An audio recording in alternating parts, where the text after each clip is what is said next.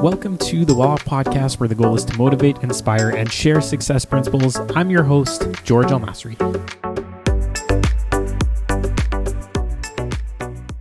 Welcome back. This is George Masri, and today I interviewed Dan and Nick, who are real estate investors and professionals that aim to educate and build a national community of the next generation of Canadian real estate investors.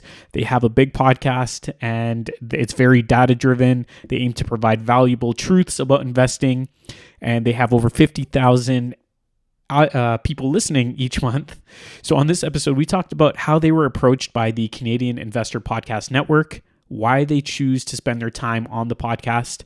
We discuss Ontario data, including GDP and immigration, and also why immigrants in the next couple years might avoid coming to Ontario and might choose to go to other places in Canada. So I think you guys are going to enjoy some of the data they share, the conversation we had. My wife, Mandy, co-hosted once again. So as always, I'm just going to ask you to leave us a review. Again, our goal is to reach as many people as possible, and your reviews would be really helpful in doing that. So just open up your Apple Podcasts app. If you have an iPhone, a Mac, or any Apple product, scroll down until you get to the reviews and give us a 5-star if you can. And then also, if you want to talk about some apartment building opportunities, we've got a couple of off-market deals that we're reviewing, and we'd love to have a conversation with you to see how you can get involved in owning some of these buildings in the Niagara region of Ontario. So make sure to reach out to me by going to welloff.ca. You can contact me there, and I'm more than happy to discuss with you. Enjoy the episode. All right, I'm here with Nick and Daniel. Thank you guys for coming out. It's our first time meeting, and we have our co-host today, Mandy, who's my wife, for the second show in a row. We just finished recording another one. But yeah, thanks for coming, guys. We generally like to start off by just kind of asking you about your childhood. So do you just want to tell us where you grew up? Yeah, sure, Dan. Do you want to take this away? Yeah, I'm from the rockin' metropolis of Keswick, Ontario. All right. I'm not sure if you've ever heard of it. It's about an hour north of Toronto. It's the birthplace of the Keswick dinner jacket. I don't know what that is. Okay. Yeah. And, what are some memories you have of growing up in Keswick? Oh, just a great place. And I was like right on the shores of Lake Simcoe, so I don't know. It's like growing up in a little cottage town. Lots of hockey? Yeah, I played a lot of hockey. Did a lot of snowboarding, which Ontario's not exceptionally good for. And then I'm back there now, actually. I just but it was kind of one of those markets that really got hit hard by the COVID boom and the recoil since, right? You know, like an hour from Toronto, waterfront property, kind of like that sexy staycation appeal that was very popular during COVID. So, yeah. Cool. What about you? West Coast, best coast for me. Born and raised in Vancouver. The mountains, the ocean. It was an amazing place to grow up. Other than the rain and the real estate prices, it's still, in my opinion, one of the best places in Canada. I truly urge every Canadian to go. It'll change your perspective on what this country has to offer. Mm-hmm. My parents moved us over here. My dad's a teacher, so we wanted the Ontario Teachers Pension Plan action. I don't think they have much of a setup for teachers in BC, so they moved our family over. I got 3 younger brothers, so it was a big move. And they settled in Uxbridge, so actually not too far away from Keswick, but I was already in my teens at that point. I moved back to Vancouver a few times and have since spent about the last decade living in different parts of Toronto. Cool. Yeah. So you still live in Toronto now at this point? Yeah. I feel like if you're from Vancouver, a lot of people have so much disdain for Toronto. Oh, everyone thinks Toronto. Everyone in Vancouver. Center of the universe. Everyone right? in Vancouver hates Toronto. Oh, totally. Everyone in Calgary hates Vancouver. Everyone in Toronto thinks they're the best. And then everyone outside of Toronto in the GTA hates Torontonians. Yep. Like, try doing a deal in Ottawa or in Kingston, or I had to make a bunch of calls last night to Sudbury in a pinch. And obviously, like, I'm always like, should I block my number? But that looks even sketchier than calling with a 416 number. Yeah. But yeah. You guys from Toronto. Yeah, kind of big city slickers kind of thing, right? Not at all. But, Chuck calls them Tony Toronto. So we have an investment banker buddy from Halifax that we work with. Yeah. And anytime he's ever dealing with somebody from Toronto, if he doesn't like them, they're just a Tony Toronto. I don't know why there's that thing going on, because so we own some like real estate in the Niagara region, and we had a we had a place for rent in Welland, and then this agent like sends me an offer for a lease, or sorry, not even an offer, just sends me like a paragraph with her client's information, and I think it was like a letter of employment or something, and she was getting so mad at me. She's like, this is why we don't like Toronto agents, because she wanted me to know if I'm going to accept them, just like that. I'm like, you didn't even send me an offer. How is this Toronto? What does this have to do with Toronto? Yeah. How you do business. Yeah. Exactly. Yeah. So anyways, all right. So that's a little bit of your background. And you guys want to tell us, like, first of all, how did you two meet? What are you guys doing together? Yeah. Nick slid into my DMs one day on Instagram. Watch out. Yeah. That's how we met. As is tradition these days. Yeah. Most strong relationships these days. Yeah. Yeah, you, my Initiated by girlfriend, DM slides, It's yeah. worked out pretty well for me so far. Yeah, no, in all seriousness, that's exactly what happened. I was aware of who Dan was. We actually went to the same university. I'm a year or 2 years older, so we were there at the same time, but didn't connect. Had a lot of mutual friends. Both spent time in the commercial real estate game after university, so I have a lot of mutual friends in that space as well. And it was only years later, I guess about going on 4 years now, that I had already bought a couple rental properties and was kind of doing the diving headfirst into trying to go full-time real estate investor. Dan had this awesome listing only a couple blocks away from where my parents live. I knew the property very well. I knew the town and all that kind of stuff. DM'd him, was like, hey, let me help you with this. Ended up building out great pro forma, pitched to some investors, and that project never worked out, but that's led us down the road of doing many other things together. Yeah, and it was probably a blessing in disguise. That deal didn't work out. It would have been like an insurance play, really. I drove past it the other day. Crazy story. Uxbridge, which is a little town 45 minutes northeast of Toronto, got hit by a hurricane and devastated. Tornado. We don't do hurricanes in Ontario. Tidal wave. Yeah. Cars flipped over. $100 million plus worth of damage in the town, like a full old cathedral ripped to the ground, really depressing stuff. But the place that we bought, which we probably would have leveled at some point, is now gone. Wow. It was torn apart. That's crazy. Yeah. You don't think you would experience stuff like that in Ontario, right? It's funny because it's like the second time I've had a major tornado event in my life. Like I used to work and live at this horse farm that got leveled by a tornado when I was in high school, which was pretty funny. Yeah. Yeah. So More common than you think, George. I guess so, yeah. Unfortunately, Apparently, at least in those parts, because I was right around the corner on Davis Drive there. Yeah. So. Kind of since then, I guess high level, long story short, started creating some content together slowly, and then started to ramp up. Dan had already had a podcast going. They started during COVID, wanted a co-host. I jumped at the opportunity to start doing that with him. We did that for about a year. It was decent. I think the best part about it was the connections we made with the people, right? It had some amazing guests on. And we consider them all friends now. Never really got a lot of business or leads, or the podcast never made any money. It was definitely a labor of love, but it was a ton of fun, and basically just kept on pushing that side of things, and that's led us to, all the stuff that we're doing now. That was kind of the groundwork for it. Yeah, so let's talk about that, because I don't really know exactly what happened with your podcast, but I think you said a studio approached you or something like that, and you guys kind of shifted. Yeah. Is that right? Yeah, so the Canadian Investor Podcast Network approached me in, I think it would have been like March or April of last year, and they just said, hey, we've had a lot of requests to expand into, we're trying to build out a network. We've had a lot of requests to expand into real estate specifically, because obviously it's a very popular asset class for people to invest in Canada. And so he said, do you think that you'd be interested in coming on as a host? I guess because I had already had a pretty strong following on social media, and we interacted with one another on social media quite a bit, mostly Twitter. And it was like very macro focused, value investing driven, risk analysis and technical, but realistic.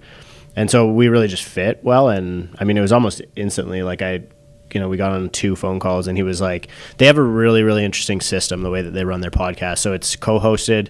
So 2 people, they very rarely have guests, and it's very research driven and value driven. And so, he said, the way that our framework is very difficult, and it is like we spend so much time and energy doing this podcast, but it's different than anything else in the market. And he's like, if you're going to do it, you need a co-host. And we had probably been doing podcasts together, interview style, for 3 or 4 months at that point together, and it was just like, it just felt like it was like just one of those things where you're like, doesn't even make sense. It feels so fateful, right? So I was like, yeah, like Nick's the guy, we're your guys, I think, and so we kind of like inked a deal like within a couple of days, and just hit the ground running on creating episodes. And they gave us obviously a great launch, I think they'd be typically number one in the investing category across all platforms. So obviously that's going to give you a huge launch. We launched in the number one position, and since then we've been just kind of steadily growing. It's been really good. So just not that you have to like give details on this, but are you guys getting paid like some kind of salary or something like that to do this? Yeah, so it's a revenue share. So we're 50-50 partners basically in the podcast. Yeah. Cool. Yeah, so the money's generated through advertisements, right? So after a certain point, you get a CPM dollar amount, which is essentially per 1,000 views you get paid on. Mm-hmm. So, the other podcasts we would, I don't think we ever, maybe we got 1,000 on a few of them kind of thing, but we never would have reached that point. Yeah. So now again, trending at that almost 50,000 a month. But that's still small in comparison to what what we call our pod fathers. Dan coined the term, the Canadian investor boys. They probably get 250, 300,000 a month. So absolutely crushing it. So one of our main goals this year is to try to grow the podcast. And going back to what Dan said, I think one of the differentiators for us has been, we've done our 56th episode is out on Friday, and we've had 4 people on. So it's really data-driven. We essentially look at it as like real estate, mortgage, investing school almost, right? We put together anecdotes, we cover news, so it's very relevant, but we also do a lot of evergreen content that talks about different strategies, explores stuff like, does the BRRRR work in Canada anymore? So I think we've just tried to take a very different approach. Bigger Pockets was a massive inspiration for me. I've been following that for 10 years probably, basically, since they started to produce content. And Dan and I very early on have been talking about how do we bring that same content and that same community to Canada. And I think we're in the early stages of doing it. Very cool. Yeah, for sure. What would be the reason that you would want to do this? Like, obviously it's taking up your time. You're getting paid for it, but maybe you'd be getting paid more to do flips or to do some of these other things that you guys are doing. What was the attractive feature of doing this? Yeah, I think for me, I read like a long time ago that Warren Buffett spends like 6 hours a day reading, right? And then like 2 hours a day acting on the information that he's gathered from all of that knowledge that he got. And I just like have had this obsession with trying to become the most knowledgeable person in the real estate space.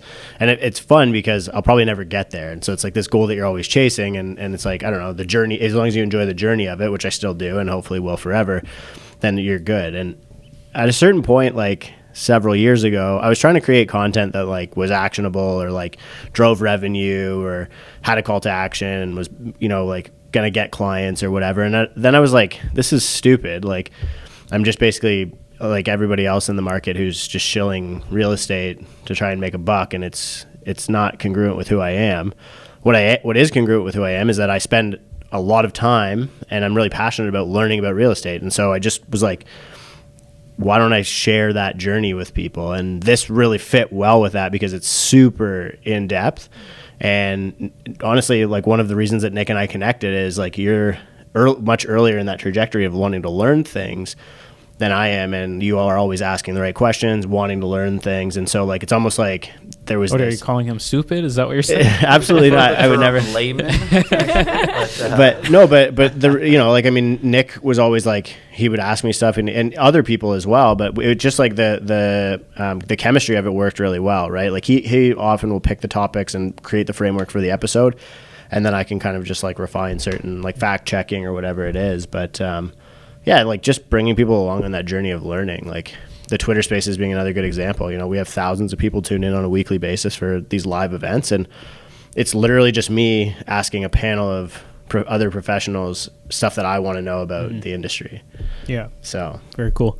What kind of data are you looking for? I know you kind of touched on a little bit, but are you looking to see like sales numbers, and are you talking about regional numbers that you're focusing on, or are you looking at national numbers? Yeah, so we do a lot of both, but I think like there's macro, and macro is like very global, interest rates, what's going to happen with the broad economy. And then there's micro, which from my perspective in the real estate space is what's happening on a city to city basis. So we cover both of those things a lot. I think it's important to get both of them right. Like as an example, RBC's most recent economic forecast just came out and they think Ontario is the only province that'll actually experience recession for the entirety of next year. Mm-hmm. So Ontario's GDP is forecasted to decrease for next year. Every other province will be like Quebec and BC will be below the national average, but everybody else will be above. Alberta is at the top of the list in economic growth for the next 3 years. So those things matter when you're a real estate investor. Yeah. And so for us, it's like whatever data points matter for investors, we try and gather and create clarity around. Yeah, I also think that there was a major gap in the market for a national voice in the real estate space, right? Everyone's like, if you go and look at the micro economies in Calgary, there's people focused there. There's Calgary podcast, Toronto, obviously, a bunch of podcasts, a bunch of people talking about Toronto specific, Toronto proper. There's nothing that covers like everything from like Cape Breton to Victoria, though, and everything in between. If you start to look at Canada, and if you're a good investor, you've done a lot of research, you've looked at a lot of different markets, you start to realize there's not that many markets. It becomes a very small country, even though we have a huge landmass. So, I think that we identified the fact that there's no one really talking about national stuff all the time. So we'll cover all the national numbers. We'll do another episode that we did was what ROI do you get in every major city. We also do segments of like deal of the day where we'll pick a multifamily building anywhere from like Saskatoon to Lethbridge to Kamloops, whatever, and be able to talk about that. And then that obviously brings in research of that specific place. So we try to be as nationally focused as possible, because otherwise, again, we're just going back to Toronto being the center of the universe, and there's a lot more out there. And the funny thing is, a lot of people in Toronto, which is where we have a bulk of our listeners, a lot of them can't afford to invest in Toronto. They can't afford even to invest in Ontario. So now a lot of them are curious as to where to invest, right? So we're trying to help guide. And going back to one of your other questions, I think the model that we created for the podcast was we're trying to grow and train and build a community around the next generation of Canadian real estate investors. Sure. Yeah, very cool. Man, did you have any questions? Is that your legacy that you'd like to kind of leave behind one day? Like, have you ever thought that big? We're too young to be talking about legacies at this point, I guess. But what's for sure. goal? I'm not really a legacy guy, to be honest with you. I mean, I just think like the greatest impact that I can have in the world is the way that I raise my children, right? And so that to me is probably like the most important thing from a legacy perspective. Yeah. I think that like I just have like been I've really enjoyed the journey here. Like I love talking about real estate. You guys might have noticed that. I love meeting people who, have other perspectives in the real estate space. Just like I love the asset class. I love development. I love the creation of housing. I love being able to make the world better in a physical and tangible way. And I never really think about like anything beyond that. It's just like keep doing the journey, right? I think this is a business, like you said, that you're never going to know everything about. It's constantly changing. There's always new things happening, new things you can learn, new strategies. For sure. So, yeah. Yeah. So podcasting, I know you touched a little bit on your investing as well. So you guys are active. Tell us a bit about that journey. How long have you been investing? What are you involved in? Yeah. So 4 years, maybe 4+. I started out with just a couple duplexes. I feel like that's the best place for any investor to start, in my personal opinion. Duplex, get your hands dirty, figure out how to lease a unit, figure out how to point out stuff in the basement, look at your furnace, all that kind of stuff. So I did all that stuff, started very traditional way, and have ramped up quite quickly. Actually, we've started to say no to a lot more things than we've said yes to. We've been buying a lot recently, but two of the more major things that we've looked at and have gone back and forth in major due diligence periods we've walked away from, which is a 20-unit building and a 25-door portfolio. So I think that's a great little anecdote because it's taught us major discipline. We've got a couple of cowboys on the team, and me being one of them. That's like, giddy up, let's go, let's buy this. We want doors. We've got this goal, and it's great. But we've learned some really great lessons recently, just in being prudent investors. So that's kind of, I guess I kind of didn't really answer your questions, but started with duplexes, and basically at this point still just have been buying and owning a whole bunch of duplexes. I think we're at 20 something now. Cool. And getting into the bigger multifamily stuff. Mm-hmm. What's the reason that you are interested in getting into multifamily when you're doing well with your duplexes? We're starting, I guess, a bit of more of a fund and a portfolio that we're bringing in private capital and some private equity into. Just part of one of the bigger kind of plans, bigger plays that we're working on. Yeah, I think the other thing is that there's people talk about forced appreciation, but there's like a real alpha to be realized. So creation of value in multifamily because of CMHC's lending programs, where if you're patient, because getting CMHC capital is incredibly laborious. Calendar year, a year for it, basically. Yeah. but if you can buy, like, one of the buildings that we just looked at was 50% vacant. The remaining occupied units, I think less than half of them were paying rent, and the ones who were paying half of market rent. So you have a building that's operating at like 10%. Yeah. Okay. Even if you restabilize just the remaining 50 units or 50% of units and take it out with a CMHC loan in a year, which is probably how long it's going to take you to get that loan, assuming it's 6 months to stabilize it as well and 6 months to get the financing. They're gonna. If you can buy that deal at, let's say, $100,000 a door and refinance it at $165,000 a door, you're getting 80% loan to value on that, or whatever it is. Is it 80 or 75? Let's say 75. Let's say 75% loan to value plus an incredible amortization on the CMHC loan programs. Like, you're getting 30, 35, in some cases 40 years. Mm-hmm. So cash flow is amazing. You get your equity back out and you snowball it into another deal. It's just the size, the scale, and the magnitude of that value creation you can't get in a duplex. Like, even if you know what I mean? Like, it's maybe I think that there's a fringe opportunity as values are starting to come down on the housing side, because I think duplexes trade in line with houses and housing. So I think as we get to Bill 23 coming in and being able to multiplex everything in Ontario, or ideally triplex, or triplex plus an ADU, a detached ADU. So let's say you can get 4 units in anything on a 50 by 150 foot lot in the province of Ontario. To me, that's a huge, it's a comparable opportunity. It's just we're not fully there yet on the policy side, but I think once we are, probably would be doing a lot more stuff in that space. But right now, the really big opportunity is, there's a lot of poorly operated buildings with over-levered investors who are offloading in the next 36 months. And on the tail end of that, there's an amazing credit program that you can flip into if you know what you're doing.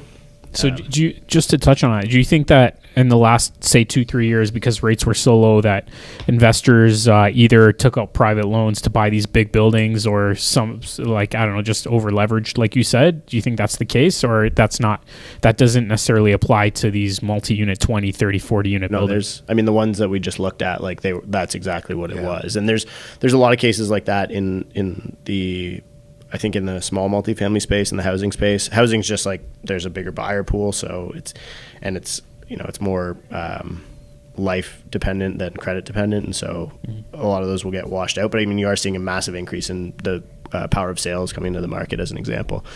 I think that real estate is a great investment, and it will always perform. Real estate will always perform. Leverage is the bad part of real estate, and a lot of people, through irresponsibility or through just being just having access to incredibly cheap credit products, got themselves into bad positions. Like, you could go get a deal in 2021 at a decent price, because let's say it was early 2021, prices hadn't gone crazy yet, and you were getting it at a 1.5% variable rate mortgage. It sounds like a slam dunk deal, right? You're paying no interest over and then all of a sudden you're in your mortgage payment increases 3x, and the value of your property, has fallen off of a cliff, and it's like, my investment thesis is destroyed, and I don't like it's like I'm either bleed out on a monthly basis or sell it at a loss, and so there's a lot of that in.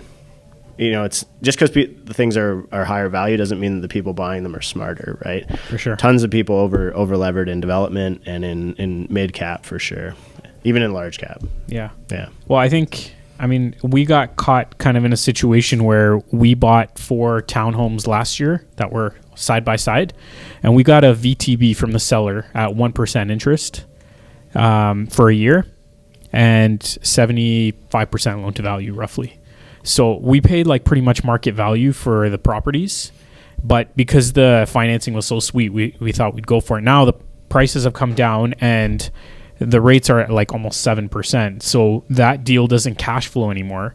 So we basically had to figure out like, how are we going to make this work? Either we sell it at a slight loss or we do something. And I think what we're going to have to do is just duplex all 4 townhomes. So you could take that out with CMHC because they're you'll have 8 units, right? If you were to duplex. Yeah, but we had to buy them with separate corps. That's okay.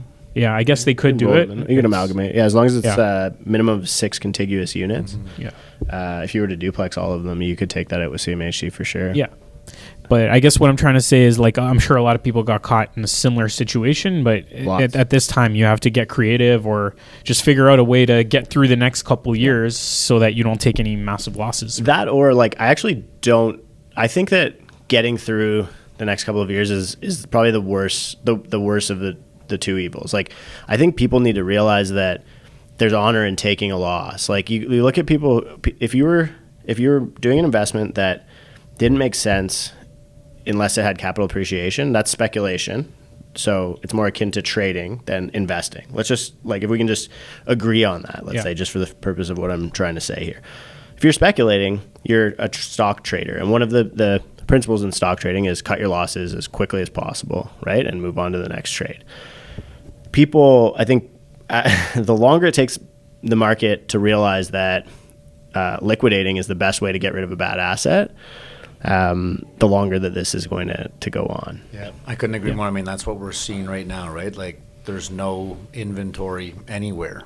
We just saw a single family home in Oshawa sell for $210,000 over asking with 36 offers. Yeah, that we're shouldn't seeing be that happening now with everything that. with everything else that's happening, right? With interest rates where they are, and going back to what Dan was saying earlier, right? I mean, people were buying these properties because it was too good to be true, because you're getting a great deal if you bought on the way up, and it didn't seem crazy at that point, but the interest rates made it. And even if you were bought it at 1.5%, you're like, okay, well, let's run the numbers out at 3%. We'll double it, even though that's never going to happen. Well, they've more than doubled now, right? And they're still going up. So I agree with Dan. I think there's only so much white knuckling through the storm that some people can. I think it's going to be a tough decision for a lot of people. Like, are you going to be a real estate investor? Sure. Or was that more of an experiment? Or was that just, I dabbled in the real estate market just like people dabble in the stock market and it doesn't work out and they pull out. Yeah. Obviously that's not what I'm saying for you two guys. You know what you're doing, but there's a lot of people that we see, again, like now on the mortgage side, on the real estate side, they're in a lot of trouble. And I think the trouble is, I think it's just kind of starting now, because everything from lenders reporting delinquencies or arrears or anything like that, this stuff is all such lagging indicators, right? So we don't even know there's an issue until the issue's already been there for like 2-3 months at some points. Mm-hmm. Yeah. So I think maybe Q2, Q3 of this year is when we're everyone's swimming naked. I think that's when we're going to start to see a lot of people naked. For sure. And I know I've seen people that I know that were borrowing money privately, doing a flip or whatever, and some people got caught with that. So definitely, I think, like, if you're a speculative investor, it's not good.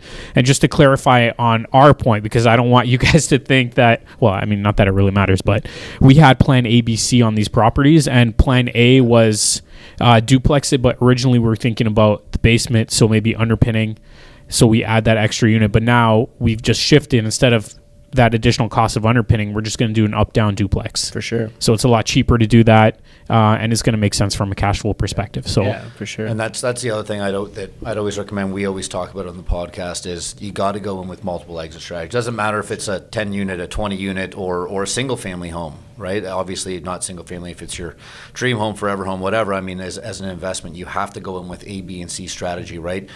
Good, better, best, or the opposite. What's the worst thing that could happen here, and let's plan our way out of that. No one was doing that when the last 2 years when it was free money and no one had anything to do. You just look like a genius, no matter what you did. Exactly, right? Yeah. And that's why, your buddy did it or your friend did it or this couple did. Okay, well, they did it. We can do it too. And now everyone's real estate investors. And, hindsight's very easy to see how things got really carried away, and you can kind of add things up. Okay, everyone's staying at home, watching HGTV, interest rates are super cheap, no one's got anything to do but housing, the pandemic, blah, blah, blah, and, A plus B equals now.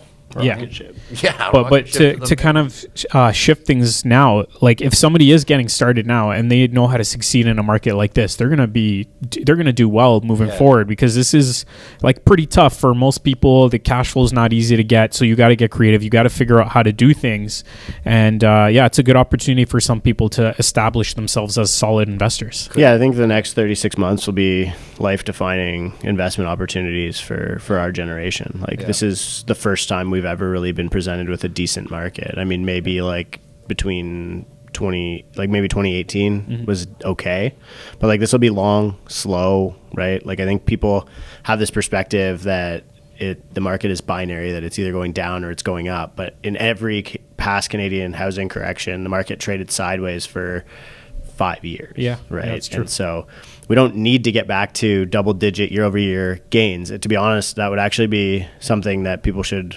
not be wishing for. I think if we can get back on that long, slow inflation of the housing asset, I think what's the average growth since 84 is 6.11%. Yeah. If you can get to that, I think that's reasonable. I think that's a fair return. If you account for leverage, it's still an exceptionally good return. Appreciation on top of that, right? Yeah, and you get to a market where people can trade in and out of it safely. Professionals aren't massively exposed to, 20% swings in if you bought a house in February and sold the backup in March or April. That was not good for anyone ever. We're getting back to a healthy, properly functioning housing market, which is good. It also made real estate agents and anyone involved in the profession look, I don't know what the word here is without getting in trouble. It didn't make them look great. Exposed moral hazard, I think, but also also attracted a lot of people to the market because it looked like a get-rich-quick scheme. And now we have this wasteland of professionals. Realistically, now it's a get-poor-quick scheme. Yeah, but the reality, for sure. But a lot of people leaving in the industry for sure. Well, it's the grand. I was just supposed to say. And that's a healing phenomenon from my perspective. That needed to happen. Absolutely. It's a good thing. On that note, I've got kind of a controversial thing that I've been very careful who to say it to. I feel like this is a safe space, but I'm happy and excited that we're going into a recession. It's not going to be easy. It's not easy on me. I've got a bunch of variable rates, right? It's hit me just as hard as it's hit anyone else, but it was a lot harder to play in the real estate space or in the investing space in the last 2 years than I think it's going to be in the next 2 years. Going back to Dan's point, if you're just getting started, well, good luck getting started in the last 2 years, right? You were getting outbid everywhere. Prices didn't make sense.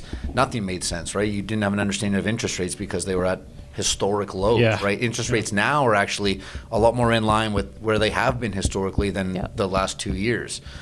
If you're starting out now, this is an ideal time for you to start out, and what you should be focusing on is trying to bring as much knowledge, trying to get as much understanding of what an actual deal looks like, and then bringing that to the smart capital that is there now and has always been in the market that will invest in good deals, because there's been a lot of dumb capital investing in people that don't know what they're doing, and that's, I think, why we're facing a lot of the problems we have now. Sure.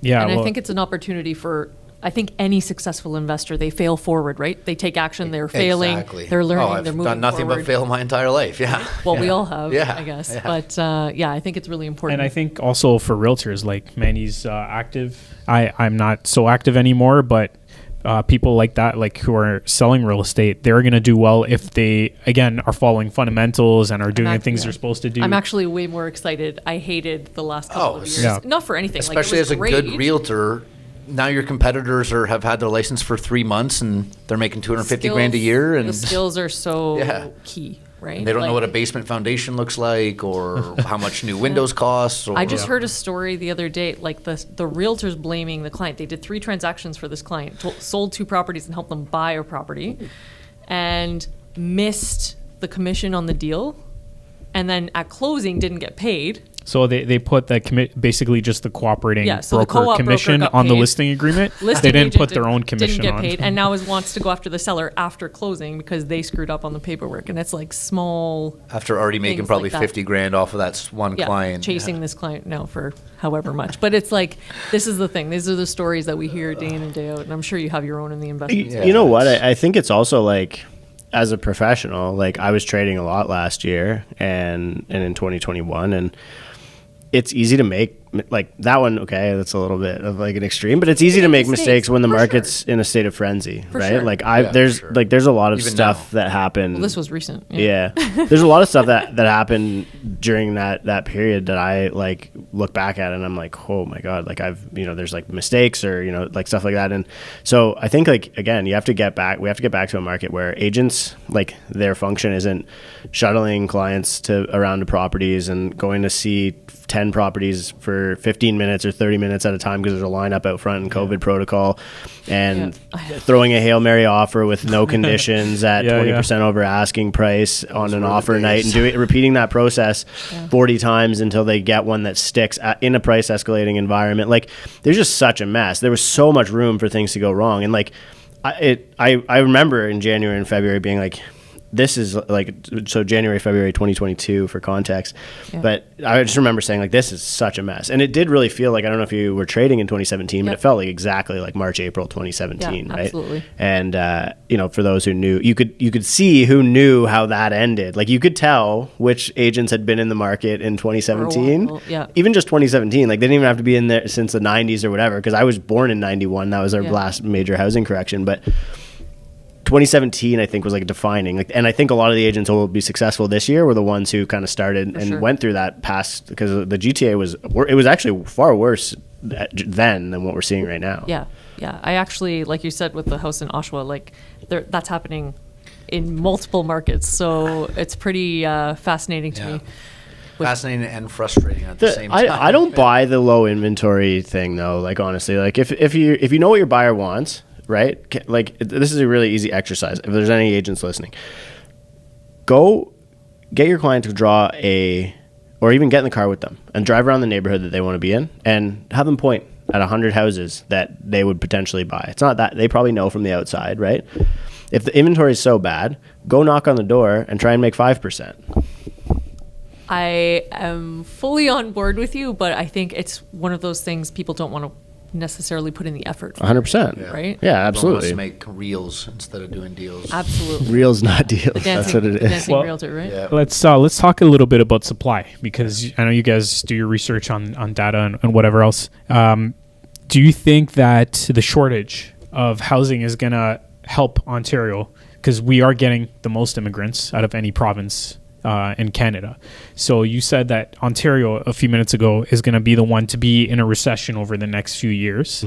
But how much of that is going to be kind of counteracted by the immigration? I think most of the counteracting that's happening as a result of immigration has probably already taken place. Like I think the market is floored a little bit as a result of rents being sticky because most immigrants are renting, they're not buying, right? And then eventually them entering the buyer pool and that creating excess demand. Like we know there's more people in Canada than houses for them to live in. But there are a couple more nuances to it, like changes in household formation and stuff like that. But I mean, it's undisputable that immigration is going to help create a price floor, and I think we're already seeing what that looks like. Like, yeah, we saw a bit of a free fall from February until August of last year, but then prices kind of stabilized. Now we're kind of, for the last Yeah. couple months, we've been pretty steady. We're not Yeah. really seeing any ups or downs. And I think prices still have a little bit of room to come down. Like, I think we'll get some bad sentiment. I think we'll see a little bit of a supply flood as you start to see that distress. I think we'll see a little bit of a race to the exit. But like, that's going to take place over 12 months. And if you're to look at it on a long-term timeline, it's going to look almost flat. Prices, my guess would be prices will be lower in January of 2024 than they are in January of 2023. Not much, but that, even if the market's moving down, from my perspective, if it's moving down slowly, it's still a safe market. Like, anyway, so I think we're close to that floor that's being set by immigration, but I do still think there's a little bit of downside risk. The question now becomes like interest rates. Is it a compelling time to buy? And I think anybody who's looking to enter the market has 3 to 5 years to do so safely. That would be my perspective, to be honest. Yeah, I think, I mean, obviously immigration's the major bull case for Canada overall. I think with all the research that we've done, looking at the different information as to where immigrants land, right? Well, not only where they land, where do they stay? And it's primarily Ontario, right? I think out of the 500,000, over 300,000 are projected to land and stay in Ontario. And if you look, 1 out of 4 Canadians lives in the GTA anyways, right? It's shocking when you start to look at it like that. What I'm hoping to see is I'm hoping that a lot of immigrants land here, look around, and they're like, what am I doing here? Why don't I go east or west and, drastically change my cost of living, drastically open up new working opportunities? I mean, Alberta alone, right, has so many key factors over the next little while. They're the only province that's actually going to be able to build enough houses for the projected amount of people they have. It's clear in Ontario we're not going to be able to hit that, like by the case of probably tens, if not hundreds of thousands of homes. Yeah. So, I think it's something that's really hard to talk about because it's going to really play out over the next few years. I mean, then again, you look at the development set for Toronto on the harbor front and the docklands and whatnot, and it's insane, right? I mean, we're building new cities there, right? Vancouver's set for major development, Ottawa's set for major development, Pickering, Scarborough, the whole GTA, and basically anything along the 401. But at the same time, unless we start to see prices, still have to go down, I'd say another 5-10%, if not more, for it to be palatable for a lot of, again, it's not like immigrants come with a bag of cash and they're trying to buy in Richmond Hill immediately. That happens maybe with a small percentage of them. Usually it's land, find a job, rent, spend, I think it's 3 years. On average, yeah. 3 years on average before they buy. That actually might help a little bit with the actual housing stock because we might have more houses by then. But what's going to happen in the meantime, right? Where's everyone going to rent? The other part is like that, right now the Bank of Canada, the primary metric that they're using for, reducing inflation and basically creating a hard landing because they're kind of forced to get inflation back down. Recession has a 100% success rate of getting inflation back to the target range. Destroying jobs is the easy way to do that, right? And you hear Tiff Macklem talk about job vacancies all the time. So 1989 is the last major peak of the Canadian housing market. Prices ran up in 1989. Immigration peaked. Last time we ever saw immigration over 1.8% of total population, or population growth was 1.8%, was 1989. We broke that record in Q2 and Q3 of this year. 1989, after that, prices dropped for 4 years thereafter, and the economy was in shambles. The 90s was horrible for the Canadian economy. What happens when the economy is underperforming is people decide not to immigrate there, or people who have immigrated leave. Sure, we have ambitious housing targets, ambitious immigration targets in Canada. Are we going to be able to fill those? I don't know. I think that they're very aggressive for a recessionary Canada. But then are we going to be able to fill them with people who are buying, right? People who can economize here, who can get jobs, who can realize the Canadian dream, who can be in middle class in Canada, as an example. India, as an example, has an exceptionally good program at bringing people out of the lower class into the middle class right now, and it could be compelling that's the primary country of origin for immigrants moving into Canada now, for them to stay there because they'll have a better quality of life potentially than they might in the GTA. So, that's just the other side of the question.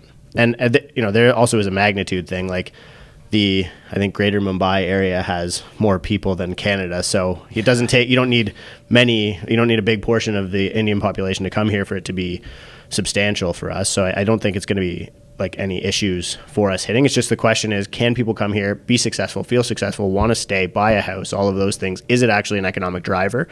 I don't know, but I don't think it's like as bullish as people want to suggest. Yeah, I mean, I don't think it does us any favors opening the doors. Like, you're having a party, people come over, and all of a sudden there's no food, there's no drinks, there's no music. You might not want to stay, right? Yeah.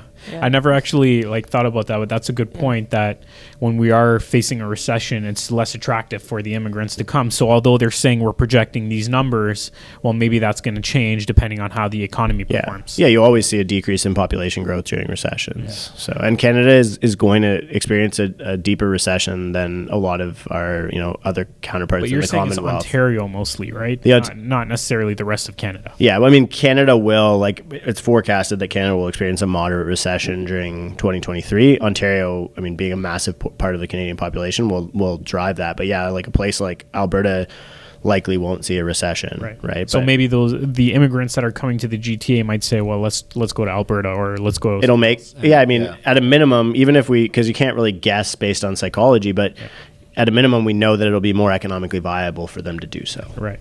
Okay, cool. We touched on a lot of things. Do you feel like there's anything else? I'm soaking it all in. Yeah.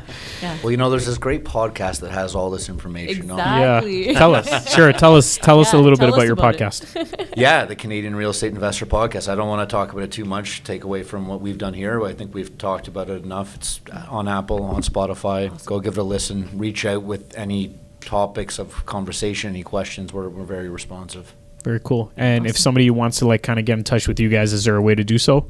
We're pretty easy guys to find. Dan's probably a little easier than me. I'm my buddy Nick on most socials. Actually, George, I added you and you haven't accepted me. Really? So when did you add me? Just this morning. Oh, okay. Yeah. So I won't get too hurt about it. I don't check Instagram that often. Oh. I'm Daniel Foch. Foch is the spelling of the last name. If you Google me, you should be able to find the. You've got your own landing page. I did. No, I'm still kind of in the middle of changing that because I've switched brokerages. But yeah, I think it typically Google knows which platform you're most likely to click on because my handle kind of varies across different. Different Reach out on Instagram or Twitter. The podcast emails and every one of the show notes are. They got to slide into your DMs. Right? Yeah, slide in my DMs. It works. It works. Hey, you've built some good relationships by doing that. Yeah. Cool. Thanks, guys. I know you guys are local, so it's nice to be able to be face-to-face with you, and I appreciate you coming by, and appreciate the conversation. Yeah, happy to do this in person. Great to meet you guys. Awesome. Thanks for listening to this episode. Your support is truly appreciated, and if you can share this with a friend or family member that might benefit from the information, remember, our goal is to motivate and inspire others to take action and to build wealth and to become well off. Enjoy the rest of your day.